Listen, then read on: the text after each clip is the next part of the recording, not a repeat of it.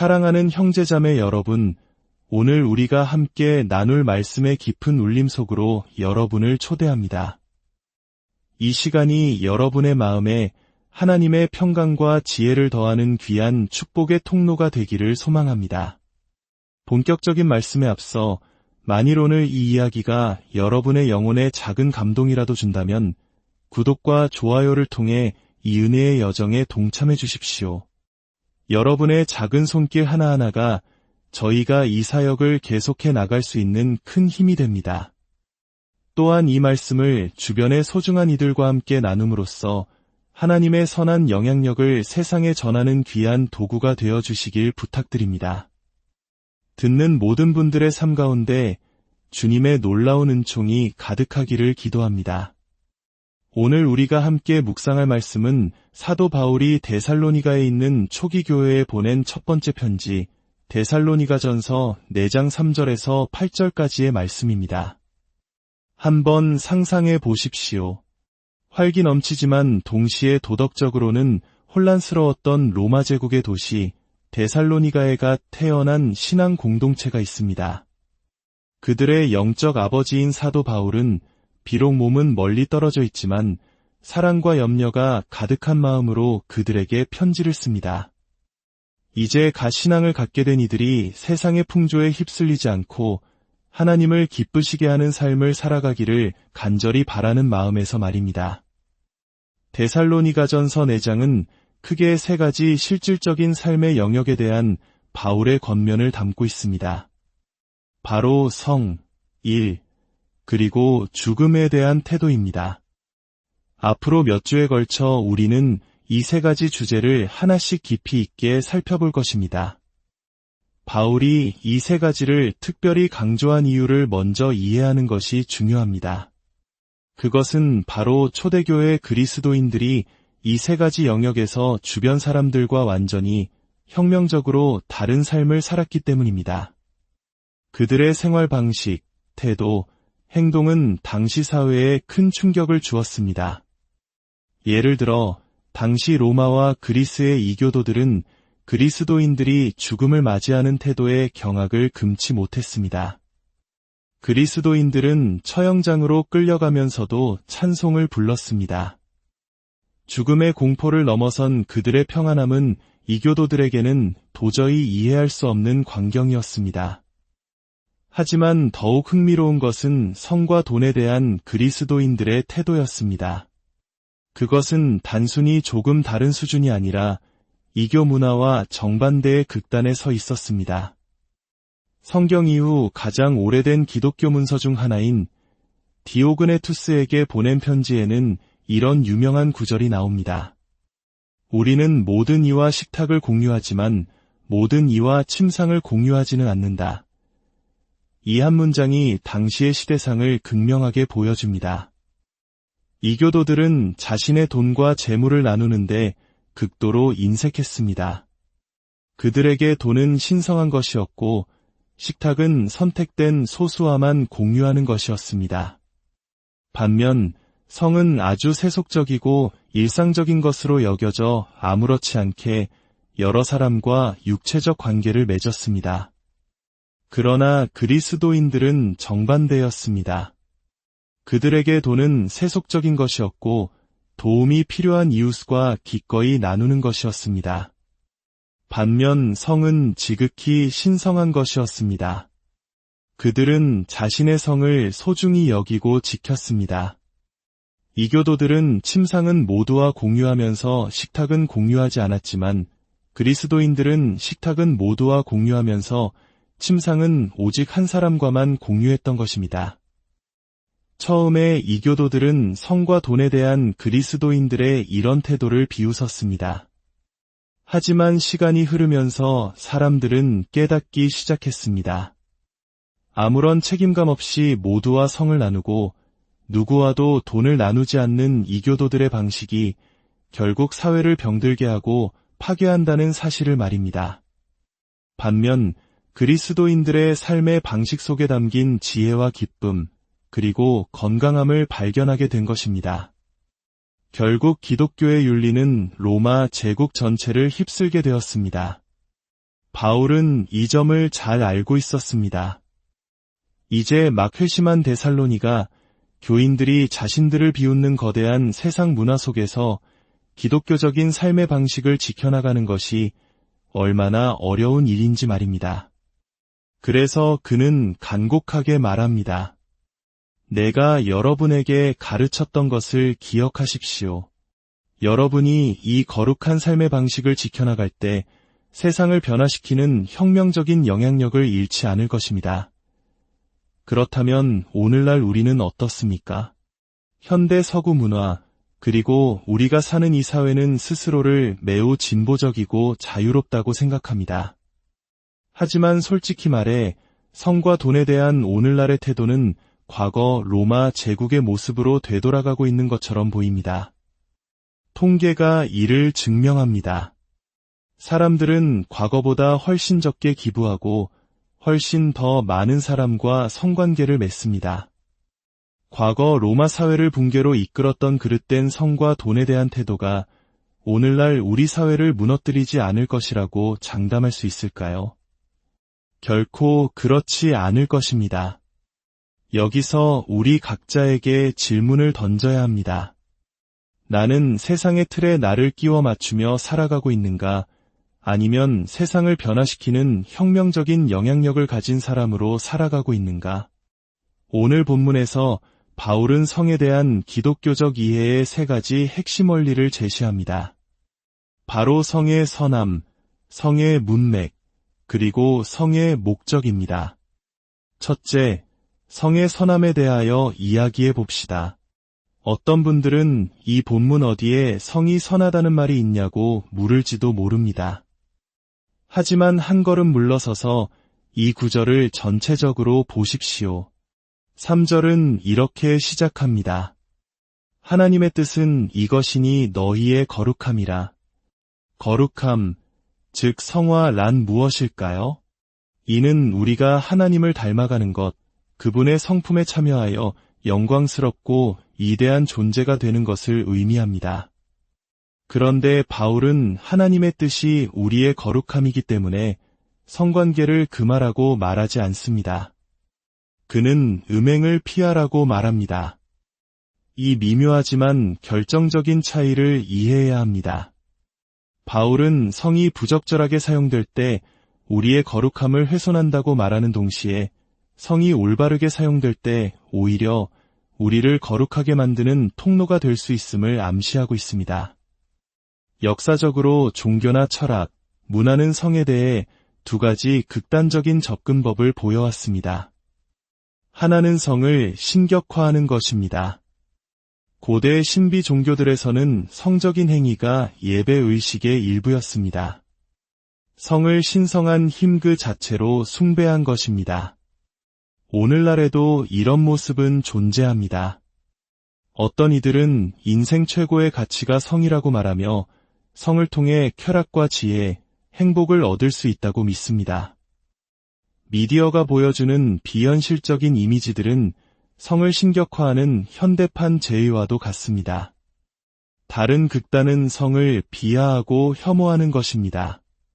안타깝게도 일부 보수적인 기독교인들 중에는 성경적인 가르침을 따른다는 명분 아래 실제로는 성 자체에 대한 혐오감을 가지고 있는 경우가 있습니다. 그들의 말과 태도에서 성을 불결하고 수치스러운 것으로 여기는 기운을 느낄 수 있습니다. 하지만 성경은 이 두 가지 극단 어디에도 속하지 않습니다. 아가서나 잠언의 일부 구절들은 지극히 관능적이고 아름답습니다. 결혼 안에서의 에로틱한 사랑을 거리낌 없이 찬미합니다. 그러면서도 다른 곳에서는 성적인 부도덕을 피하라고 강력하게 경고합니다. 이것이 바로 복음의 방식입니다. 복음은 먼저 성에 대한 신비의 베일을 벗겨냅니다. 성경은 성을 구원의 길이나 지혜의 원천으로 신격화하지 않습니다. 성이 우리 삶의 중심이 아니라고 분명히 말합니다. 그러나 이렇게 성을 비신화한 후에 복음은 다시 성에 새로운 의미와 신비를 부여합니다. 성경은 우리 대부분이 성의 진정한 잠재력과 능력을 전혀 이해하지 못하고 있다고 말합니다. 마치 거대한 해머로 호두를 깨려는 사람처럼 우리는 성이 가진 엄청난 힘을 제대로 사용하지 못하고 있다는 것입니다. 성은 우리를 영광으로 이끌고 거룩하게 만들 수 있는 하나님의 선물입니다. 바로 이것이 오늘 본문의 핵심입니다. 하나님의 뜻은 우리의 거룩함입니다. 어떻게? 성을 금함으로써가 아니라 성을 올바로 이해하고 받아들이고 사용할 때 우리는 거룩해질 수 있습니다. 성경은 성에 대해 그 어떤 종교나 철학도 주장하지 못하는 놀라운 관점을 제시합니다. 성은 우리의 성화를 위한 도구라는 것, 즉 성은 선하다는 것입니다. 둘째, 성의 문맥에 대하여 살펴봅시다. 이토록 놀랍고 선한 힘을 가진 성은 반드시 올바른 문맥 안에서 이루어져야 합니다. 바울은 그 문맥이 무엇인지 명확하게 제시합니다. 그는 두 가지 선택지만을 말합니다. 음행 아니면 아내를 맞이하는 것. 여기서 음행으로 번역된 헬라어 단어는 포르네이아입니다. 이 단어는 결혼이라는 테두리를 벗어난 모든 종류의 성적인 부도덕, 오용, 예곡을 포괄하는 매우 넓은 개념입니다. 바울은 포르네이아에 빠지지 않기 위해 결혼해야 한다고 말합니다. 즉, 성관계는 결혼 안에서 이루어지거나 아니면 오용되는 것, 둘 중 하나라는 것입니다. 성경 전체를 통해 일관되게 나타나는 가르침은 이것입니다. 성은 결혼을 위한 것이며 결혼 안에서만 허락됩니다. 결혼 전에도 결혼 밖에서도 아닙니다. 예외는 없습니다. 이것이 성경이 말하는 유일한 문맥입니다. 결혼 밖에서는 성이 제대로 작동하지 않기 때문입니다. 오늘날 이런 이야기를 들으면 많은 사람들이 아직도 그런 걸 믿는 사람이 있나? 라고 생각할지 모릅니다. 하지만 잠시 생각해 보십시오. 수세기 동안 정교회, 가톨릭, 그리고 모든 개신교 교파가 이 문제에 대해 만장일치로 동의해왔습니다. 기독교뿐만이 아닙니다. 유대교, 힌두교, 이슬람교 등 주요 세계 종교들 역시 수세기 동안 결혼 밖의 성관계를 금지하는 데 합의해왔습니다. 내 주변 친구들이 모두 비웃는다고 해서 인류의 역사와 모든 종교가 쌓아온 지혜를 가볍게 여길 수는 없는 일입니다. 어떤 이들은 이것이 비현실적이라고 말합니다. 하지만 사실 혼외정사는 언제나 특히 여성에게 매우 해로웠습니다. 바울이 이 편지를 남성들, 즉 형제들에게 쓰고 있다는 점에 주목할 필요가 있습니다. 당시 이교 문화에서 남성들은 엄청난 권력과 특권을 누렸습니다. 한 명의 남성이 여러 명의 여성과 관계를 맺는 것이 당연시되었습니다. 그들에게는 합법적인 상속자를 낳고 가정을 관리하는 아내가 있었습니다. 그리고 지적인 교감과 쾌락을 위한 정부가 있었습니다. 또한 단순히 성적인 욕구를 해결하기 위한 첩이나 하녀도 있었습니다. 그 외에도 매춘부와 관계를 맺는 일은 흔했습니다. 이렇게 한 남성이 여러 여성과 관계를 맺음으로써 사실상 그 어떤 여성에게도 온전히 책임지지 않았습니다. 그런데 바울은 말합니다. 형제들이여, 이제 그 모든 것을 끝내시오. 당신은 오직 한 여성, 당신의 아내와만 성관계를 가져야 합니다. 이것은 당시로서는 혁명적인 선언이었습니다. 당신의 가장 친한 친구, 성적인 파트너, 자녀의 어머니, 가장 신뢰하는 상담가, 여가를 함께 보내는 동반자가 모두 동일한 한 사람이어야 한다는 것입니다. 왜일까요? 그것이 여성을 진정으로 존중하고 그들의 권리를 세워주는 유일한 길이기 때문입니다.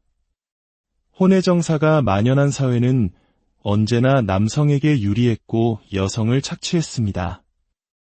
또한 그것은 아이들에게 가장 필요한 안정적이고 헌신적인 부모 관계를 파괴합니다. 그러나 성경이 혼외정사를 금하는 근본적인 이유는 단순히 그것이 비현실적이거나 사회에 해롭기 때문이 아닙니다. 성경은 그것이 틀렸기 때문에 비현실적이라고 말합니다. 왜 틀렸을까요? 그것이 하나님을 거스르는 일이기 때문입니다. 본문은 이교도들이 하나님을 알지 못하기 때문에 정욕에 빠진다고 말합니다. 그들은 친밀함과 헌신을 분리합니다. 하지만 하나님을 아는 것, 즉 하나님과 관계를 맺는다는 것은 친밀함과 헌신이 결코 분리될 수 없음을 배우는 과정입니다. 하나님께서는 우리에게 온전한 친밀함을 주시기 위해 우리에게 온전한 헌신을 요구하십니다. 다른 신을 섬기지 말라는 평생의 언약을 요구하십니다. 하나님의 형상대로 지음받은 사람들 사이의 관계가 어찌 이와 다를 수 있겠습니까? 육체 전체의 헌신은 삶 전체의 헌신과 함께 가야 합니다. 육체적으로는 하나가 되었으면서 법적으로, 경제적으로, 사회적으로, 감정적으로는 하나가 되지 않는 것은 폭력적이며 우리 영혼을 분열시키고 파편화시키는 일입니다. 결혼이라는 문맥 안에서만 성은 온전하게 작동합니다. 마지막으로 성의 목적입니다. 바울은 결혼 안에서조차 성이 잘못될 수 있다고 경고합니다. 그는 아내를 정욕의 격정으로 대하지 말고 거룩함과 존귀함으로 대하라고 말합니다. 이것은 무슨 뜻일까요? 결혼했다고 해서 모든 것이 허용되는 것은 아닙니다.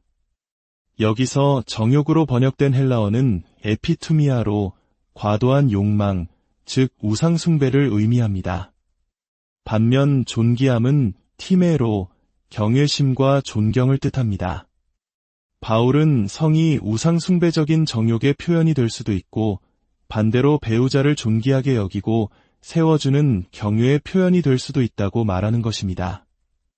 결혼 생활 안에서 어떻게 성이 정욕의 도구가 될 수 있을까요?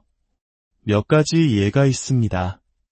만일 당신이 자신의 공허함을 채우기 위해 배우자를 당신의 구원자로 여기며 결혼한다면 당신은 그 사람 자체를 위해서가 아니라 그 사람이 당신에게 줄 수 있는 것을 위해 결혼한 것입니다.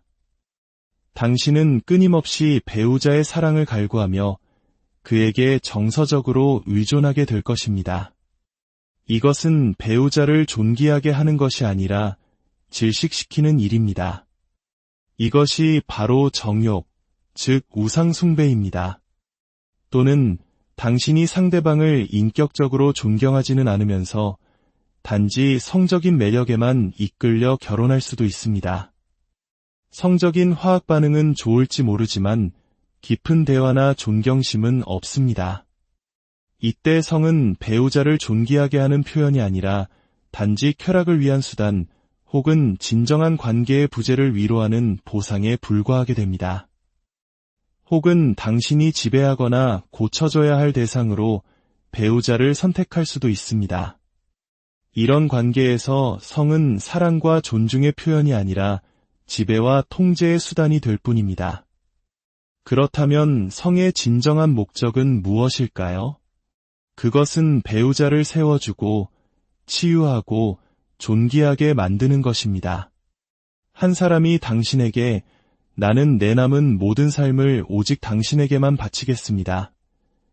라고 평생의 헌신을 약속하고 그 약속의 증표로 자신의 모든 것을 열어보이며 당신과 하나가 될 때 우리는 세상 그 무엇과도 비교할 수 없는 존중과 사랑을 느끼게 됩니다.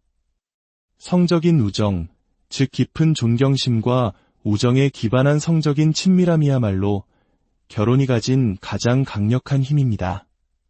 세상이 당신의 배우자에게 당신은 보잘것없다고 말할지라도 당신은 세상에서 가장 아름답고 소중하다고 말하고 그것을 성적인 연합을 통해 표현해 줄 때 당신의 배우자는 진정으로 아름다운 사람으로 세워질 것입니다. 이것이 바로 성을 통해 서로를 거룩하게 만드는 과정입니다.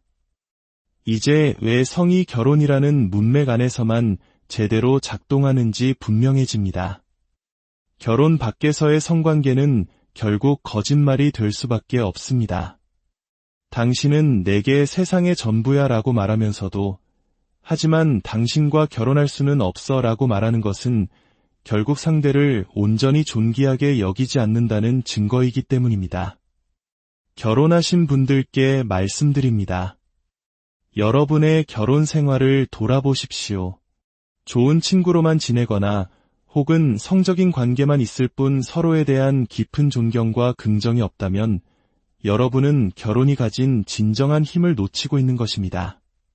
배우자 안에서 존경하고 감탄할 점을 찾아내고 그것을 말과 행동과 성적인 연합을 통해 표현하십시오. 그 둘이 함께 갈 때 여러분의 결혼은 서로를 거룩하게 하는 통로가 될 것입니다. 아직 미혼인 분들께 말씀드립니다. 바로 이것이 여러분이 결혼을 통해 추구해야 할 목표입니다. 하지만 기억하십시오. 만일 결혼 자체가 당신의 우상이 된다면, 즉 결혼하지 못하면 내 인생은 끝이야 라고 생각한다면 당신은 결혼을 해서도 불행해질 것입니다. 그런 생각 자체가 바로 배우자를 자신의 필요를 채우기 위한 도구로 삼는 정욕의 격정이기 때문입니다. 우리의 영혼의 진정한 신랑은 오직 예수 그리스도 한 분뿐입니다. 이 땅의 가장 행복한 결혼조차도 그분과의 연합이 줄 영원한 기쁨의 그림자에 불과합니다. 먼저 그의 나라와 그의 의를 구하십시오. 그리하면 이 모든 것을 여러분에게 더하실 것입니다. 이 땅의 춤에 취해 영원한 하늘의 춤을 놓치지 마십시오. 이 말씀을 마음에 새기는 모든 분들 위해 우리 영혼에 참된 신랑이신 예수 그리스도의 은혜와 평강이 함께하시기를 간절히